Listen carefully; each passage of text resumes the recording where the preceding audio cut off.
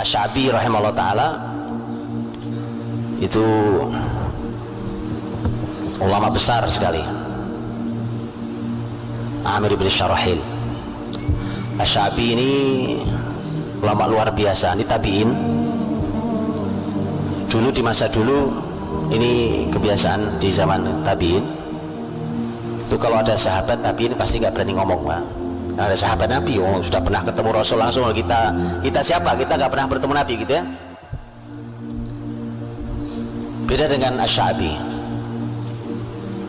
Ada banyak sahabat, tapi Asy-Sya'bi itu punya majelis ilmu sendiri. Saking kokohnya ilmu Asy-Sya'bi. Asy-Sya'bi begitu kuat ilmunya.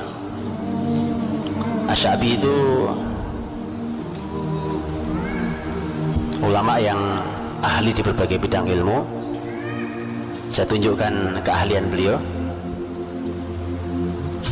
Saya tunjukkan untuk melihat keahlian ilmu beliau ditunjukkan dengan ilmu yang beliau tidak ahli. Karena beliau mengatakan ilmu yang saya tidak terlalu fokus, saya nggak konsentrasi lah belajarnya, karena saya bukan kesana kesenangan saya, yaitu ilmu syair. Jadi ilmu syair itu termasuk ilmu yang beliau tidak fokus. Jadi beliau bilang kalau syair saya nggak terlalu. Tapi kata beliau, kalau Anda mau, akan saya bacakan syair sebulan penuh lamanya tanpa saya mengulang satu bait pun. Sebulan penuh saya bacakan syair tanpa saya ulang. Itu ilmu yang dia tidak ahli. Karenanya membuat kagum masyarakat luar biasa. Begitu kagum itu akhirnya orang nanya, bagaimana sih Anda kok bisa nyampe derajat ilmu seperti ini, itu bagaimana caranya? Asy-Sya'bi ternyata memberikan resep, Pak. Dikasih resepnya. Ini resep bagaimana biar hasil pendidikan itu seperti Asy-Sya'bi. Kata Asy-Sya'bi rahimahullah ta'ala, kata beliau, binafil i'timad wassayri fil bilad wasabrin kasabril jamad wabukurin kabukuril ghurab. Binafil i'timad itu maknanya adalah meniadakan hanya bersandar pada kemampuan diri kita sendiri. Jadi jangan merasa, wah saya ini memang orang pinter, Pak, saya ini hafalannya memang kuat, Pak, ya. Jangan itu, karena untuk orang berilmu itu tidak cukup. Berapa banyak orang hafalannya kuat ya, tapi tidak punya ilmu yang cukup. Karenanya jangan bersandar pada kemampuan diri sendiri. Maksudnya minta tolong sama Allah, biar dimudahkan Allah, biar dimudahkan Allah. Sahabat yang meriwayatkan hadis paling banyak Abu Hurairah radhiyallahu anhu. Abu Hurairah 5374 riwayat hadis dari Abu Hurairah, jalur Abu Hurairah.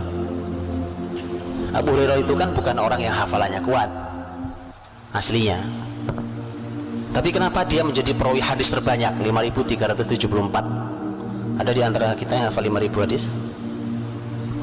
55 deh, 5 bukan 5000, 5.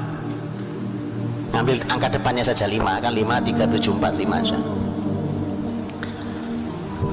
Abu Hurairah itu tidak punya hafalan kuat.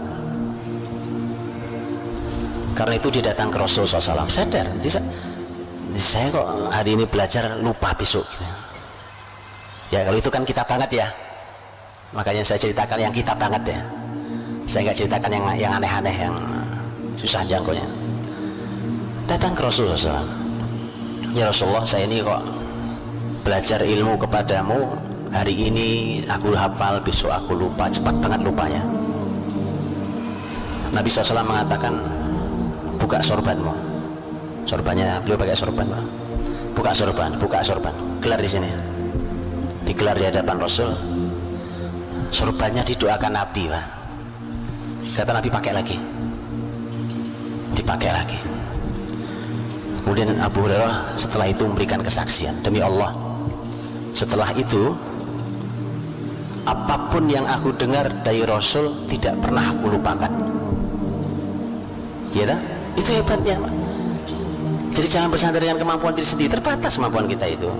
Binafsil i'timad, bersandar pada Allah SWT. Minta doanya orang soleh, apalagi guru, terutama minta doanya guru. Lah guru kok dicaci maki, guru kok dibully, gimana ceritanya generasi mau kokoh? Gimana? Guru itu masya Allah diminta barokahnya. Dan begitulah para sahabat dan antar sahabat, begitulah sahabat dan tabiin. Bagaimana murid dengan guru berinteraksi. Jadi meminta doanya, meminta barokahnya. Ya. Subhanallah. Binafil i'timad. Wasayri fil bilad, kata Syabi. Kunci kedua itu, Anda harus keliling negeri, keliling negeri-negeri. Belajar dengan keliling negeri-negeri itu hanya generasi kokoh yang bisa, Pak. Hanya generasi kuat saja yang punya kesabaran itu. Di mana ada ahli ilmu didatangi, duduk belajar di sana. Imam Syafi'i itu kan berangkat 500 kilo dari Mekah ke Madinah di usia masih cukup kecil. Dia dengan kesabaran 500 kilo perjalanan itu. 500 kilo itu dari sini kemana? Jogja. Boleh kita coba naik kuda, ya kan? 500 kilo. Ini supaya kita tahu, merasakan sekokoh apa sih kita. Oh, kita mobil AC, pesawat asing, malas belajarnya. Apa ini generasi ini? Atau melihat itu, subhanallah, naik kuda, naik onta 500 kilo karena pusat ilmu saat itu ada di Madinah. Salah satunya di Imam Malik, Imam Darul Hijrah. Sampai di sana minta belajar ke beliau. Begitu diterima jadi murid, karena awalnya nggak diterima jadi murid sebenarnya. Karena Imam Malik itu termasuk yang tidak menerima murid kecil. Beliau termasuk yang tidak mau menerima murid kecil. Beliau punya alasan sendiri untuk hal itu. Tapi begitu ketemu Syafi'i kecil, bilang, inni ra'aitu nuran fi qalbik fala tudfi'hu bi ma'siyatillah. Aku lihat ada cahaya di hatimu, nak. Sakti sekali ya, Pak. Belum bisa ngelihat cahaya di hati kan sakti bener itu. Tapi memang begitu, dalam Islam itu guru begitu, sampai harus bisa melihat cahaya ada atau tidak di hati muridnya. Itu baru guru yang benar. Betul kan Pak ini, Pak? Bisa, Pak? Bisa. Lihat gini aja tahu. Wah, ini kosong, wah, ini nggak ada isinya, wah, ini hebat sekali, kelihatan, Pak. Lihat kok, belum ngomong, pertemuan pertama kok ngelamar jadi murid. Aku lihat ada cahaya di hatimu.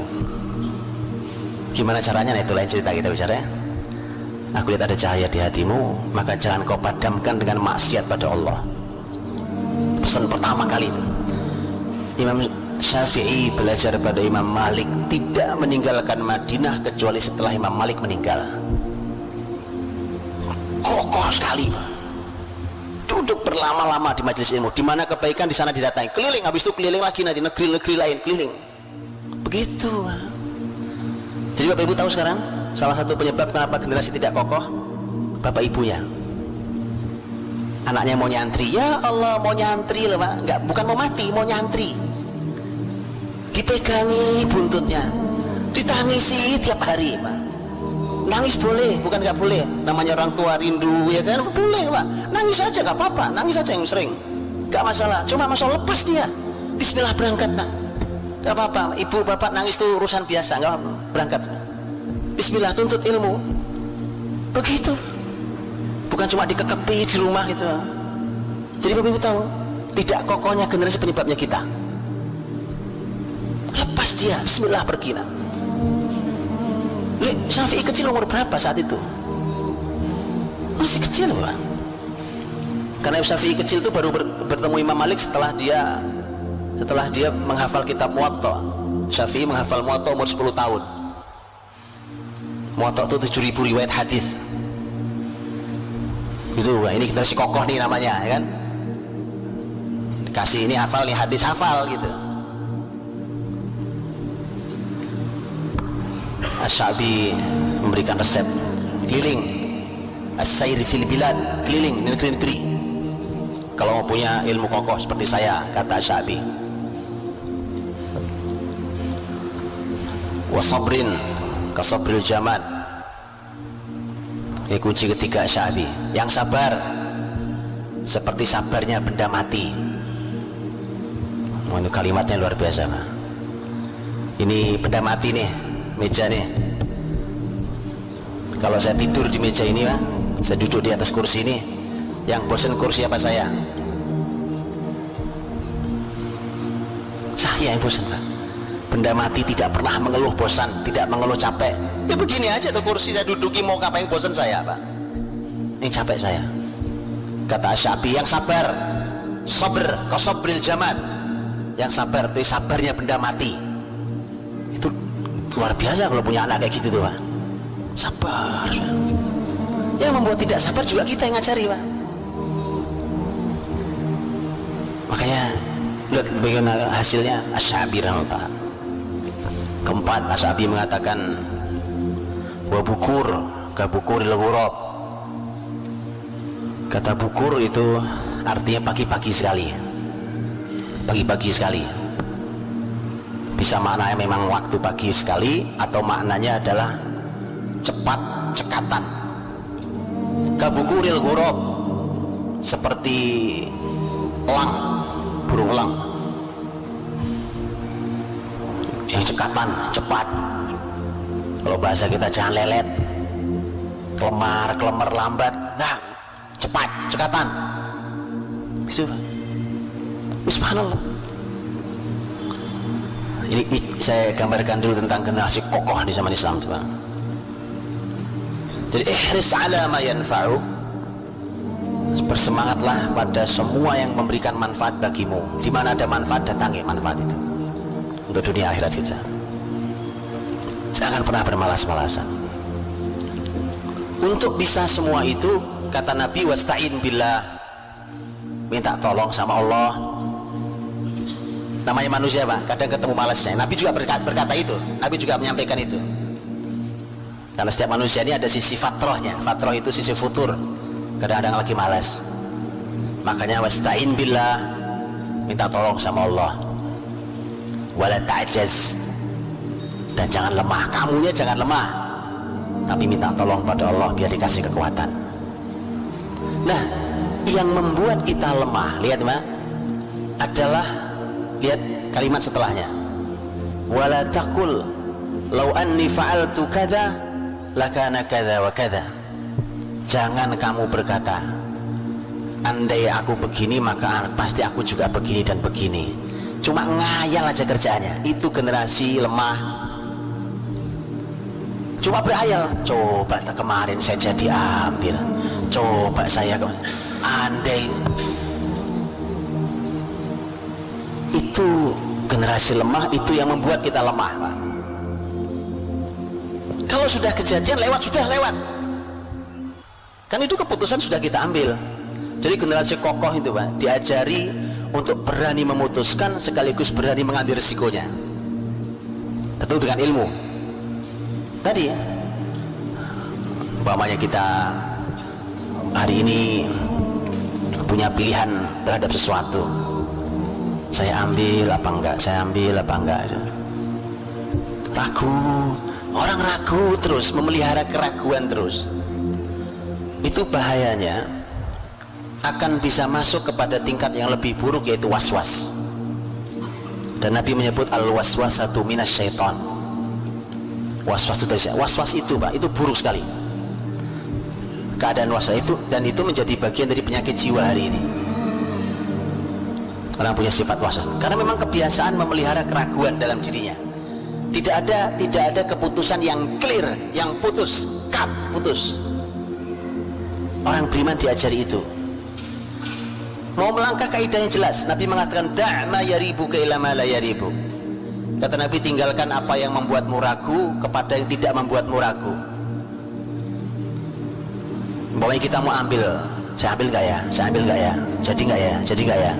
Oke, jangan lama-lama, Pak. Keputusan jangan lama-lama. Itu mengapa Allah bekali kita juga dengan istikharah. Minta Allah yang memilihkan, karena kita tidak tahu masa depan kita. Jangan lama-lama, Pak. Nanti jangan-jangan ini masalah udah lewat tapi nggak ada keputusan ya. semua serba tidak jelas keputusannya. Udah sidang berkepanjangan, ujungnya nggak ada keputusan. Ini apa ini? Para pemimpin ragu. Saya lihat itu. Jangan, kata Nabi, kamu ragu jangan diambil. Itu kaidah. Da ma yaribuk, tinggalkan. Kamu ragu, tinggalkan. Ambil itu, putus. Kadang-kadang keputusan kita, Pak, kadang-kadang keputusan kita kan keputusan yang begitu kita nggak jadi ambil, ternyata itu luar biasa, nyesel kita ujungnya, Pak. Iya tuh kan, coba kemarin saya ambil, itu nggak boleh. Kata Nabi jangan berkata itu. Andai kemarin jadi saya ambil, itu kan wah Pak, itu kata andai itu, Pak, itu dipelihara, dikenang bisa sampai sekian puluh tahun ke depan loh. Iya, Pak. Sekian puluh tahun ke depan ketemu temennya, ngomong lagi, itu tuh yang proyek itu sebenarnya jatah saya sebenarnya itu kan gak kejadian, Pak. Sudahlah, itu bukan generasi kokoh tuh, sudah cukup. Sudah itu kat selesai. Walakin qul qaddarallah wa ma syaa fa'al. Sudah cukup. Jadi orang tuh kalau mau kuat memang sandarnya pada Allah. Makanya begitu peristiwa seperti ini, yang disarankan, diperintahkan adalah, tapi katakan ini sudah Allah takdirkan. Dah, ini udah keputusan Allah, apa yang Allah kehendaki pasti terjadi. Cukup, sudah cukup, gak ada masalah. Biasa, keputusan hidup kan begitu. Jadi generasi kokoh betul tuh diajari, Pak. Jadi jangan biasa membuat generasi ini ragu, Pak.